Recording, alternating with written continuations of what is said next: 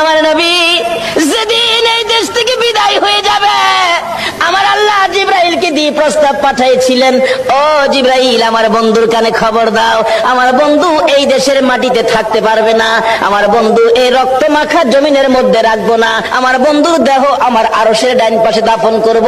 জিবরাইল খবর নিয়ে ডাকতেছেন, হুজুর আল্লাহর সালাম গ্রহণ করুন। আমি জিবরাইলের সালাম গ্রহণ করুন। আল্লাহর নবী গো, আপনার দেহ মোবারক আল্লাহর আরশের ডাইন পাশে দাফন হবে, আপনি খুশির সহিত কবুল করুন। আমার নবী কোনো কথা কয় না, দুইটা চোখের পানি ঝরঝর করে ছাড়তেছে।